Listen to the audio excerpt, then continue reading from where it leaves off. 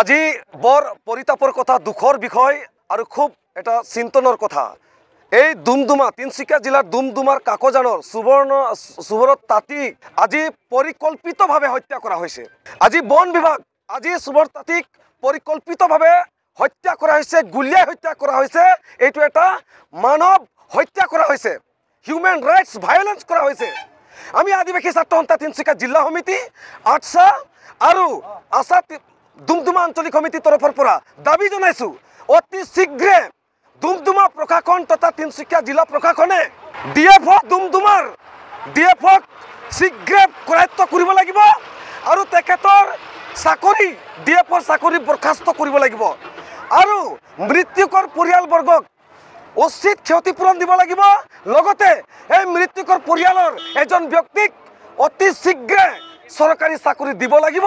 অন্যথাই আজি সেই মৃত্যুকৰ পৰিয়ালে যদি চৰকাৰী চাকৰি নাপায়, উচিত ক্ষতিপূৰণ নাপায় আৰু মৃতকজনে যদি ইয়াৰ ওপৰত ন্যায় নাপায়, তেনেহ'লে অনাগত দিনবোৰত জংগীতকৈ জংগী বন বিভাগৰ বিৰুদ্ধে গণতান্ত্ৰিক আন্দোলন গঢ়ি তুলিম।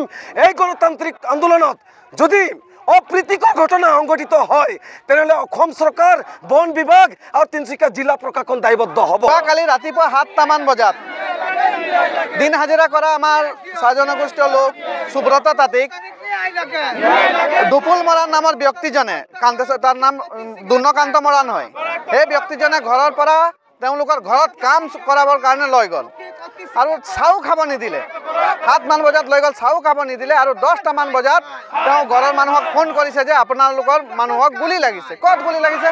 নাই, হাবিত গুলি লাগিছে। তেতিয়া ঘৰৰ মানুহে হাবিত লৈ গ'ল। হাবি লৈ গ'ল, ক'ত আছে? তেওঁলোকে মোবাইল অফ কৰিলে, বেলেগৰ মোবাইলৰ পৰা ফোন কৰি কিনে জনাইছে নাই অমুক জেগাত আছে। যেতিয়া অমুক জেগাত আমি জেগাটোত পালে উপস্থিত হ'ল, তেতিয়া মৃত অৱস্থাত সুব্ৰত তাঁতীক ঘৰৰ মানুহে উদ্ধাৰ কৰিছে। আৰু সেই সময়তে দুৰ্ণকান্ত মৰাণৰ লগত আৰু 3জন ব্যক্তি আছিলে, তেওঁলোকক উধাও হ'ল। আৰু আমি গম পাইছোঁ যে সেই সময়তে বন বিভাগে 2 জাই গুলি চলাইছে। এতিয়া বন বিভাগে মাৰিছে নে সেই 4জন কালপিতে মাৰিছে, আমি এইটো মানে থিৰাং কৰিব পৰা নাই আৰু প্ৰশাসনে উলিয়াব পৰা নাই।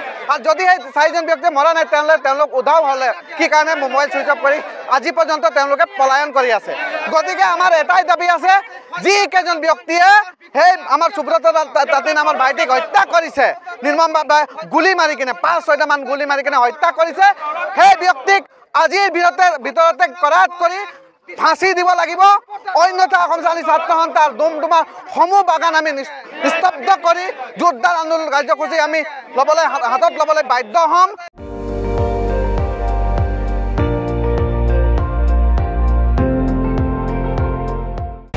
আপুনি চাই আছে ND24, সৰ্বশ্ৰেষ্ঠ নহয়, সৰ্বোত্তমৰ দৌৰত।